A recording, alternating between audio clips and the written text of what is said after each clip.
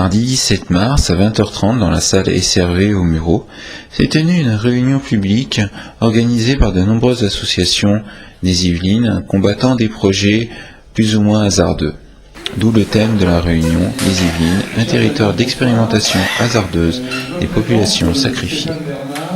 Je suis de Mantes-la-Jolie, membre pendant longtemps, comme on est en train de la relancer, de l'association Akerem, qui est membre du CAPESA et qui a continué pendant quelques années de façon un peu au ralenti, mais quand même en allant dans les listes et dans les différentes structures où les associations peuvent aller. Je suis là aussi parce que j'étais donc membre du collectif Plein Sang F1 et je remplace au pied levé, ou presque, Yvan Keek qui aurait pu présenter la réunion ce soir. C'est ça qui avait été prévu. Et donc à partir du collectif Plein Sang F1, Yvan a développé un site, c'est devenu le collectif Sans Fin. Et qui est un site remarquable que je pense beaucoup d'entre vous connaissent et qui permet effectivement de se tenir au courant de l'actualité autour des luttes environnementales, écologiques et même au-delà.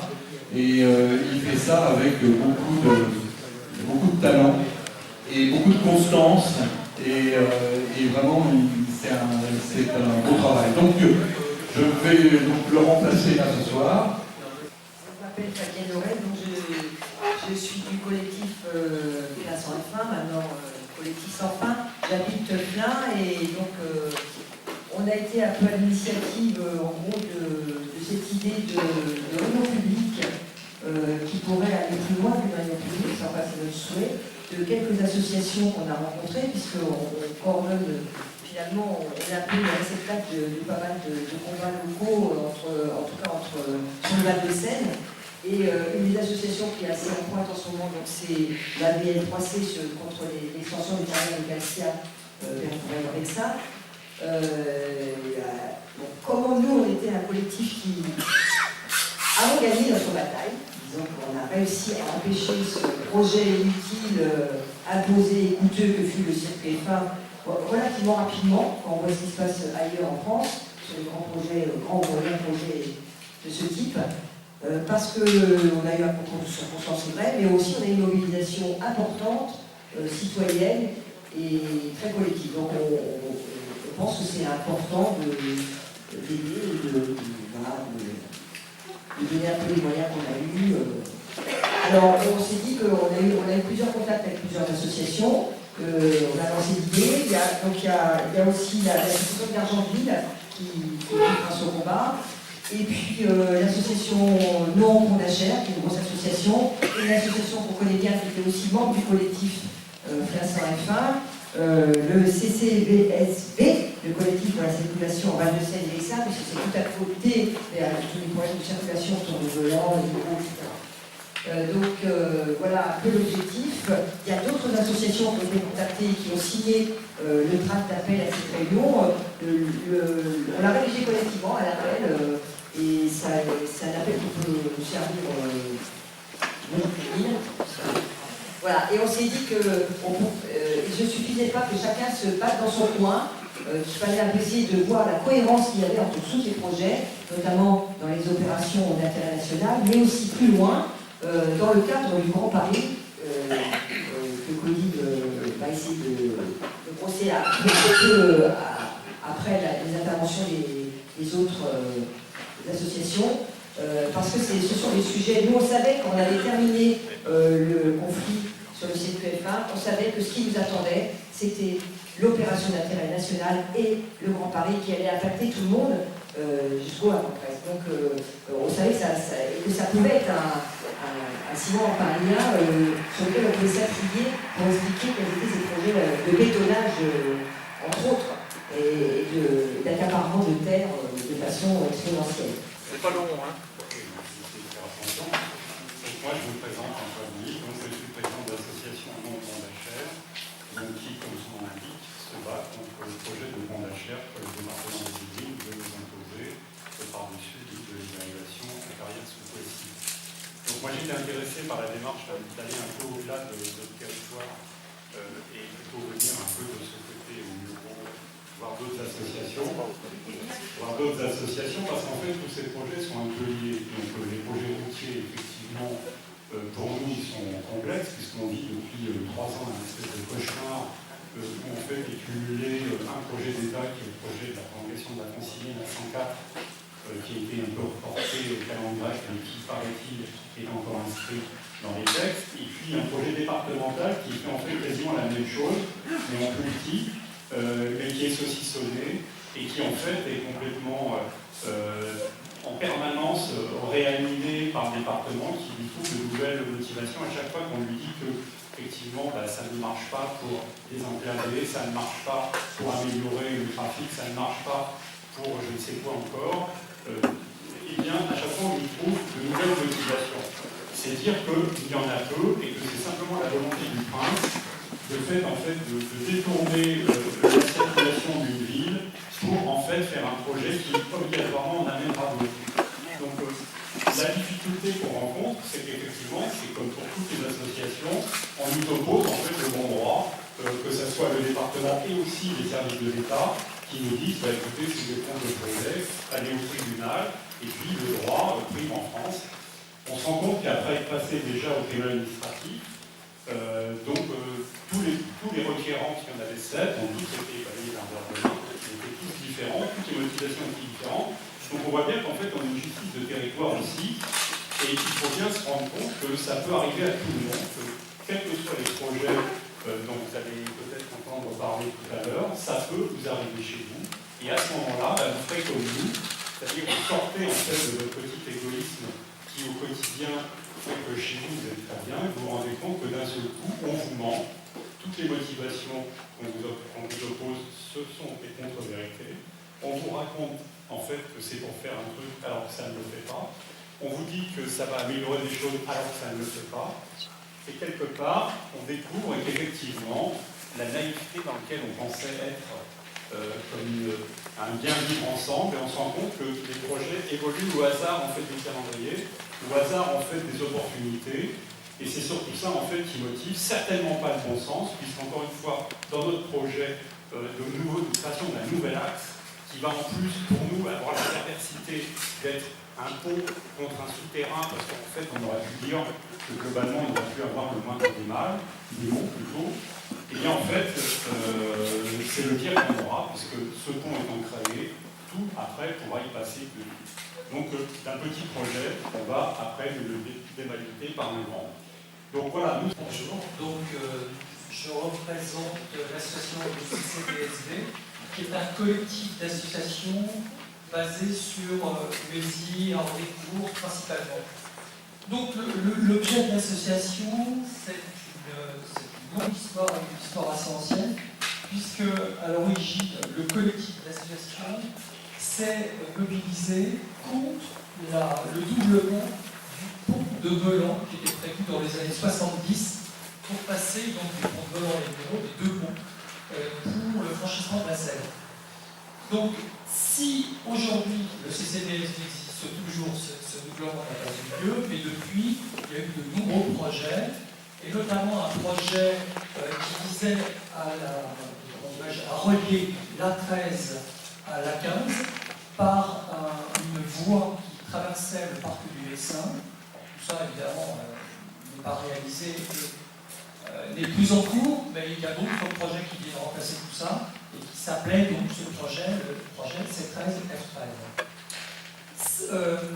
Donc, disons que le collectif a toujours tenté d'essayer de minimiser ou de promouvoir le fait de minimiser les impacts sur l'environnement et d'essayer de trouver des solutions alternatives qui soient les moins coûteuses, à la fois sur le plan économique, mais aussi sur le plan humain, on peut dire, puisque évidemment les impacts de doublement de voies, de réalisation de voies supplémentaires ne sont pas sans conséquence.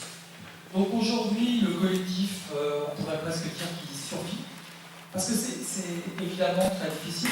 J'imagine que pour beaucoup d'associations, c'est aussi compliqué, parce que c'est difficile de mobiliser dans le temps. Ça fait aujourd'hui, je sais pas, 45 ans que ce collectif existe et qu'il continue d'exister, mais de temps en temps, sporadiquement, il y a un projet nouveau qui remobilise à nouveau à la fois les gens du collectif qui sont restés pour certains d'entre eux, et puis de nouvelles personnes qui se sentent concernées par ces projets. Bonsoir, Pierrot Christian, association Garçons de Seine-Vexin. Alors nous, on mène plusieurs combats à Garçons. Le premier combat, c'est contre l'OIN. Et au début, le projet a été présenté sur 6 hectares 700, donc pour un projet de 300 logements. Et les élus et les aménageurs, entre eux, se sont accordés une faveur sur 11 hectares 600. Et là, actuellement, on combat un projet d'environ 800 logements. À cela s'ajoutent certaines zones à Gargenville, et on peut prévoir 1000 logements actés pour le moment en 2019 et un projet de 2500 en 2030. On combat également des nuisances routières sur Gargenville. Vous connaissez les consignes de Gargenville certainement dans la région. 1 heure d'attente certaines journées, le matin, le soir. Donc 2500 logements, ça paraît aberrant. 1000 logements pour 2019, ça paraît quand même assez incroyable pour le moment. Sans concertation avec la population, sans même dévoiler les projets auparavant. À cela s'ajoute également un pic sur les carrières qui nous intéressent évidemment de Bourreil-en-Vexin. L'usine cimentière est à Gargenville. Elle est en fin de vie, obsolète. Donc une pollution redoutable, on peut le dire, puisqu'on n'a aucune étude qui nous revient. Aucune étude également de la part de l'État. Donc je pense que si personne ne prend les devants actuellement aujourd'hui pour la région, on s'en va vers une catastrophe. Une catastrophe routière, écologique, et puis sur l'habitat également, parce que des petites villes villageoises comme Gargenville, avec 6 900 habitants, passés à 15 000 habitants en si peu de temps, les rues ne sont pas adaptées, le contexte n'y est pas non plus. Donc voilà à peu près l'ensemble de notre combat, de notre bataille en perspective d'aujourd'hui. Dominique. On monte dans le Vexin. On monte dans le Vexin, c'est pas loin, hein, c'est 3 km au-dessus de Gargenville ou 5. Donc je suis Dominique Pellegrin, j'ai remonté avec d'autres dont certains sont dans la salle de façon soudaine et abrupte une vieille association de 1995 qui a un nom barbare, Association vexinoise de lutte contre les carrières cimentières, AVL3C, allons-y, on a remonté. Mais c'est une association qui a été créée par les maires des villages concernés par un projet de carrière cimentière. Donc, il faut repartir des années 80. C'est un très vieux machin que des générations de gens se traînent. Donc on a l'entreprise, autrefois Calcia, aujourd'hui Italcementi Calcia, qui a donc une usine qui date de 1921. Elle a une usine qui fait, en produisant énormément de pollution, mais tout ça est très sous-évalué. Elle a un tunnel souterrain qui l'amène dans une carrière de Guitrancourt exploitée depuis pratiquement un siècle dans le village de Guitrancourt. Dès les années 1980, les maires successifs de Guitrancourt ont commencé à trouver que ça commençait à bien faire et à mettre un peu des barrières à l'appétit du producteur de ciment. Et donc, finalement, l'État, en réponse à ça, dans les années 95, a commencé à travailler une solution qui nous choque beaucoup parce qu'elle est énorme. C'est-à-dire qu'ils ont employé quelque chose qui n'existait plus pour les mines. Les mines sont souvent, vous savez qu'en France, le sous-sol appartient à l'État. Donc il y a quelque chose qui s'appelle la zone spéciale, qu'on appelle zone 109 en raison d'un ancien article du Code minier, qui fait qu'on applique un droit spécial, c'est-à-dire qu'en gros, la personne qui veut exploiter les mines, et puis finalement les carrières, dans ce cas précis, c'était la première fois que ça se passait en France, a tous les droits, y compris d'exploiter si les propriétaires ne veulent pas vendre ou louer ou rien du tout. Comme si le calcaire était un truc genre de l'or, quelque chose comme ça. Donc il y a eu À partir de 1995, les ingénieurs de l'État ont apporté sur un plateau à l'entreprise qui maintenant est Italcel, donc une multinationale, 550 hectares pour... Ils peuvent faire ce qu'ils voulaient. Sauf qu'ils ne sont pas remarqués. On a mis une petite image du village concerné avec la carrière au-dessus. Mais si vous regardez la zone spéciale telle qu'elle est dessinée, c'est un fer à cheval coincé complètement. Quoi que vous fassiez, vous êtes à 300 mètres d'un village. Et ils n'ont absolument pas réfléchi à la question. Donc nous, ça a été repoussé, ça a été battu, il y a eu des tas d'actions en justice qui ont été perdues, puisqu'on est devant un cas tout à fait emblématique. L'État soutient quelque chose depuis 30 ans, alors que les raisons de soutenir ont un peu disparu. J'ai dépassé 5 minutes? Non. Voilà. C'est très bien. Alors, première étape, je vous propose une première étape déjà. Il me semble qu'on a face à nous des projets qui viennent d'experts de l'administration, relayés ou suscités, on ne sait jamais dans quel sens ça marche, par des projets politiques et par des projets industriels. Bon, il y a à peu près ces trois types de choses qui peuvent exister. Et dans ce qui a été dit, on voit que c'est des projets qui tombent d'en haut, qui sont par petits bouts, ce qui fait que c'est très difficile, et c'est en particulier sur les questions routières, ça je pense quand même l'expliquer dans leur texte très bien, et sur lesquels il n'y a pas d'études sérieuses. Parlons même pas de démocratie de consultation, simplement même d'études sérieuses. Et on le voit à différents moments, et en particulier sur tous les impacts environnementaux, autres, de santé publique, sur l'eau, sur les choses, voilà. Alors donc, on a à peu près ça. Donc, première étape de la réunion, entre parenthèses, on est 80, j'ai compté. On n'était pas persuadé qu'on serait aussi nombreux que ça ce soir. Et je pense que c'est aussi un moyen pour relier plus loin un certain nombre de ces combats. Alors, peut-être que par rapport à tout ça, à toutes ces choses qu'on a listées dans les Yvelines et qui montrent une perspective de transformation profonde à l'échelle de 10 ans, 15 ans, 20 ans de tout le nord du département, il y a une chose qui revient, c'est la perspective du Grand Paris, qui est un peu l'explication. Parmi les intervenants, Claudine Parrer du COSTIF, une association qui est localisée plus sur l'activité du Grand Paris, est venue faire un compte-rendu sur justement le Grand Paris. Des zones où il y aura les emplois et l'activité économique, et des zones qui seront des zones de déshérence, qui sont des endroits qui sont les réserves de main-d'œuvre.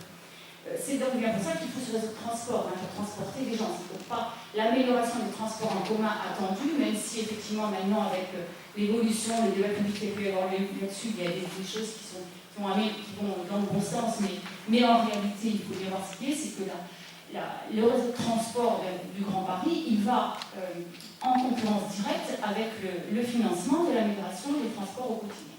Alors, donc, on est vraiment dans cette logique-là de l'hyperconnectivité, de la mise en place de pôles, et donc avec le prétexte aussi qu'on va en même temps accroître les possibilités de logement pour les gens, et là-dessus aussi on est dans l'illusion la plus totale, parce que initialement, il y a quelques années, on disait qu'il faudrait construire 60 000 logements par an en Île-de-France. Le Grand Paris a dit non, il en faut 10 000 de plus. Mais, donc c'est vrai qu'à ce moment-là, pourquoi rajouter 10 000 de plus par an? Parce qu'il faut faire venir encore des gens en Île-de-France. Donc on est dans toujours cette idée de faire accroître l'Île-de-France et non pas de résoudre d'abord les problèmes quotidiens des Franciliens et donc d'attirer encore plus de monde en Île-de-France. Il faut voir que l'Île-de-France, c'est quand même une région extrêmement riche, la plus riche d'Europe.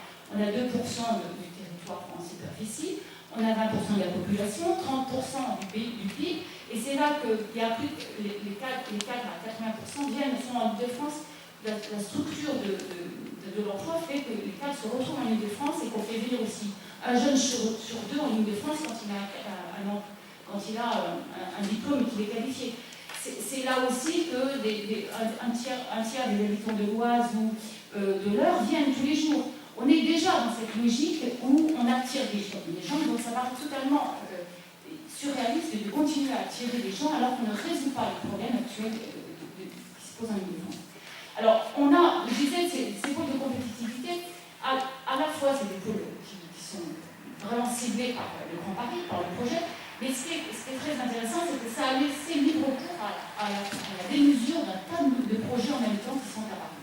C'est-à-dire que dans ce cadre-là, il y avait, donc, je vous disais, le Saclay, sur le plateau de Saclay, donc là on est dans l'idéologie de rassembler, de déplacer des organismes de recherche et des centres des universités sur le plateau de Saclay, c'est-à-dire faire venir, déplacer au quotidien des gens qui, bien sûr, sont domiciliés ailleurs, donc on va renforcer les besoins de déplacement, renforcer les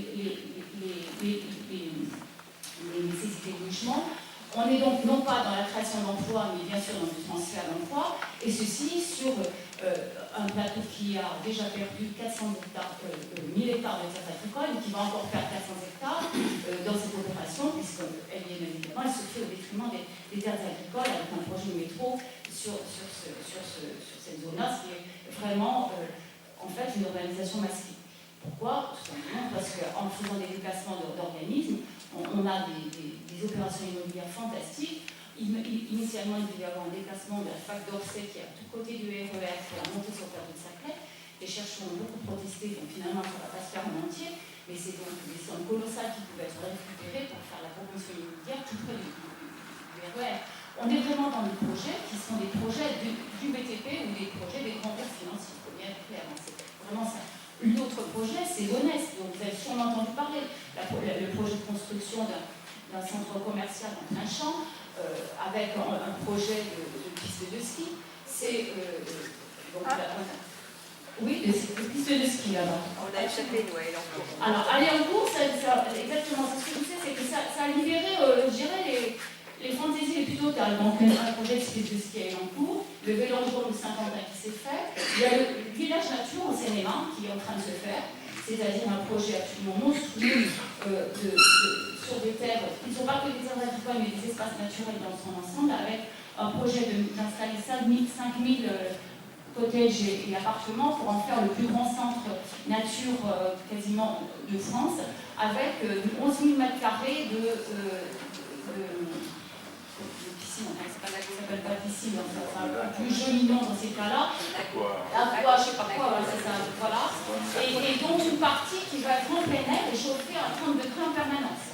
Alors où on va accueillir la conférence climat en décembre et dire qu'il faut se pencher sur les problèmes monstrueux de climat. On a aussi à Montesson, le plus près d'ici, vous savez, le projet d'urbanisation de la ZAD patate, comme on dit. Il y a aussi des projets comme le projet de stade de grand stade dans les Sommes. On a des projets de construction encore de milliers de mètres carrés de bureaux à la Défense, alors qu'il y a plus de 4 millions de mètres carrés qui sont vides, mais qu'il va falloir quand même continuer à urbaniser, à créer des bureaux dans cette zone-là, où on sait très bien que ça aggrave encore les déséquilibres entre le logement d'un côté et bureau de l'autre côté, et donc ça veut dire que ça accroît encore les besoins de transport. Voilà. Donc tous ces projets-là, nous, ça nous semble des projets complètement dépassés. C'est des projets qui se font sans concertation, et c'est quelque chose qui me paraît effectivement transversal dans toutes nos problématiques, parce que la loi Grand Paris, elle, s'est imposée. Il y a eu un débat public sur les transports, effectivement, et encore, il y a eu deux débats publics en même temps, mais les transports, c'est une chose. Le reste des projets, c'est-à-dire le sous-jacent, les projets de compétitivité, le cluster sur le plateau de Saclay, tout ça, ce sont des projets qui se font sans concertation. Et en plus, avec le fait qu'ils se sont imposés par l'État et discutés directement avec les élus municipaux, l'un après l'autre, sans cohérente d'un territoire et en mettant en concurrence les élus locaux. On est vraiment dans un déni de démocratie extrêmement important et qui nous paraît être particulièrement grave parce que c'est ce qui a été dit à plusieurs reprises, c'est-à-dire l'impuissance des citoyens face à toutes ces décisions qui leur sont imposées, la non prise en compte des vrais problèmes, c'est-à-dire pour les gens qui ont effectivement besoin d'avoir des transports, mais là où ils habitent, et les gens n'ont pas du tout envie tous les jours de faire 1 heure de RER pour aller à l'autre bout de l'Île-de-France pour travailler. Donc la vraie logique, c'est d'avoir des départements où il y a des territoires où on a de l'emploi et du domicile au même endroit et on n'a pas besoin d'aller faire des kilomètres de transport tous les jours.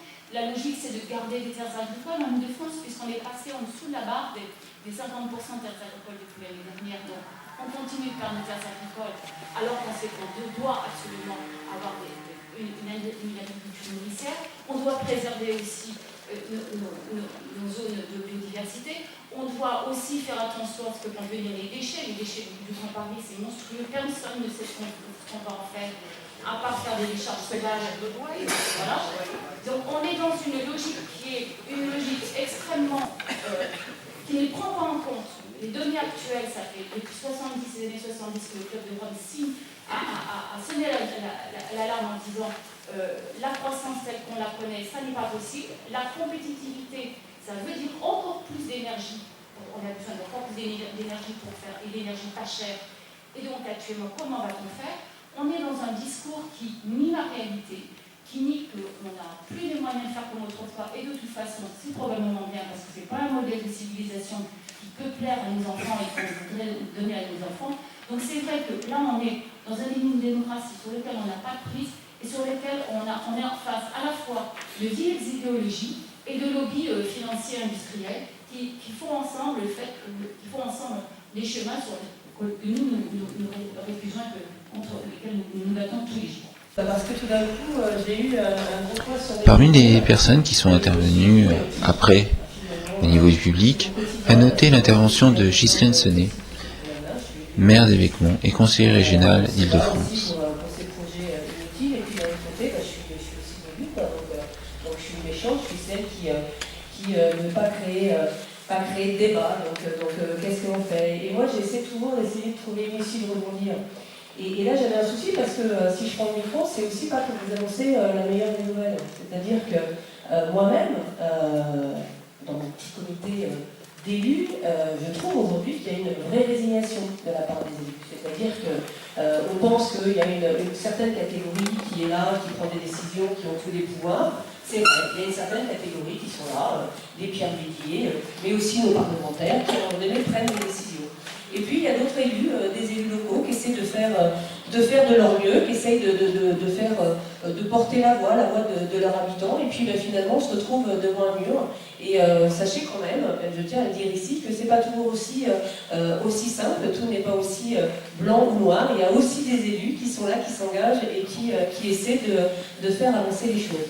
Alors moi, ce qui m'inquiète un peu, c'est que là, vous savez que nous allons demain tomber dans une énorme mégalo-aglo, l'aglo-mégalo, comme je l'appelle, portée par Bédier, mais aussi d'autres personnes, d'autres élus, qui ont décidé que finalement on n'avait pas le choix. Il fallait qu'on se retrouve donc à 73 communes, 405 000 habitants, parce que la loi nous l'imposait, alors que la loi ne l'impose pas. Il y avait la possibilité de faire une dérogation. La conclusion de cette réunion est à laisser à Claudine Parrer et aux intervenants. Si le but premier de cette réunion est d'interpeller les élus, elle a eu le mérite de rassembler un grand nombre de personnes en ce mardi soir. La réalité, c'est que le projet Grand Paris, il date quand même du temps de Sarkozy, mis en place par Sarkozy, repris totalement par ensuite Hollande. Donc, c'est pas comme ça, tout d'un coup, j'ai une idée, je vais faire quelque chose. C'est un projet construit, élaboré, repris par les gouvernements successifs de droite et de gauche. Donc, comme ça, il n'y a pas de génie, je veux dire, tout va bien. Mais je veux dire, c'est quand même vraiment pensé. On ne peut pas dire que c'est de l'improvisation. Alors, moi, je crois qu'effectivement, après, il y a des petits projets à tel endroit qui ne sont pas...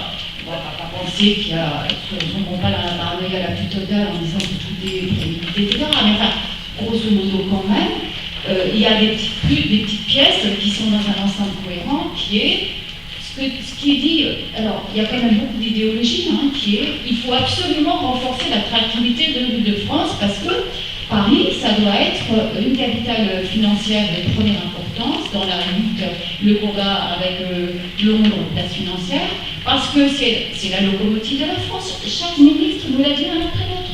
D'une part, comme héros, ils nous ont tous dit, mais on a besoin d'une France encore plus riche, parce que comme ça, on va sortir de la misère le reste de la France. On sait très bien que c'est l'inverse qui se passe. C'est qu'on accentue les inégalités territoriales. N'empêche qu'il y a cette idéologie-là d'un côté, et qui, en même temps, s'appuie sur des intérêts financiers qu'on ne peut pas contester. On ne peut pas dire qu'effectivement, tout ça, ça ne répond pas à une stratégie. Si, il y a clairement un projet qui est là, un projet de société.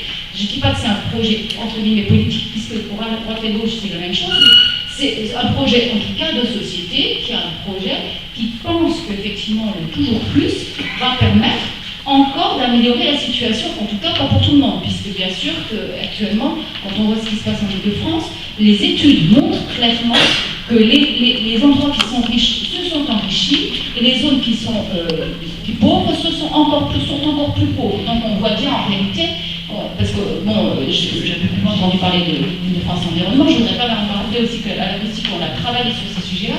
Je vous invite à aller sur le site de l'Acoustique où on a fait des PowerPoint où on explique avec des chiffres, des données chiffrées faites par une urbaniste et une économiste qui ont montré des choses sur l'emploi, sur le logement, sur la richesse financière, etc., où on voit clairement que les arguments qu'on nous a non, ce sont des arguments faux, et on a pris le temps de démonter ça. Donc, vraiment, par-dessous, il y a de l'idéologie et des profits qui sont aussi là pour mener un plan qui est un plan quand même assez cohérent, moi je trouve, pour l'Île-de-France. Faire se balader en vélo avec les enfants, parce qu'il y a très peu de voitures, c'est assez calme. On est en train de nous dire, ah bah oui, mais non, on va foutre des containers, des bateaux qui font l'érosion des berges, donc tout le monde se tape aussi. Donc vous voyez que les logiques, elles sont compliquées. C'est effectivement peser le pour de est-ce que c'est mieux d'aller dans ce sens-là ou est-ce qu'on nous dit qu'il faut aller partout. Moi j'ai entendu tout à l'heure monsieur qui parlait de créer une filière, effectivement, pour des écomatériaux. Mais une filière, ça ne s'invente pas comme ça. Il faut déjà avoir quelque chose. Si vous commencez à dire je vais planter des pousses pour faire un truc pour le récupérer derrière, on est mal barré. Donc, ce qui n'y va pas, en fait, dans ce pays qui a été dit un peu, c'est qu'il y a beaucoup de narcissisme des uns et des autres. Et on l'a vu encore dans les interventions, me semble-t-il, c'est que chacun croit qu'il a parfaitement raison. La problématique de la notion collective, c'est de dire, moi voilà, je propose ça, qu'est-ce que vous en pensez? Tout le monde va dire non si effectivement ça pose problème. Donc le problème, c'est de dire comment fait-on pour faire des choses? Soit on arrive à faire des projets intelligents, et c'est pas du tout ce qui nous est proposé dans les études. Tous les projets sont de médiocrité absolue. C'est-à-dire qu'un projet, il est là pour résoudre un problème et essayer d'améliorer quelque chose. Moi, je prends l'exemple de mon pont. Si on me dit demain, le pont qu'on va créer, ça fait faire une économie...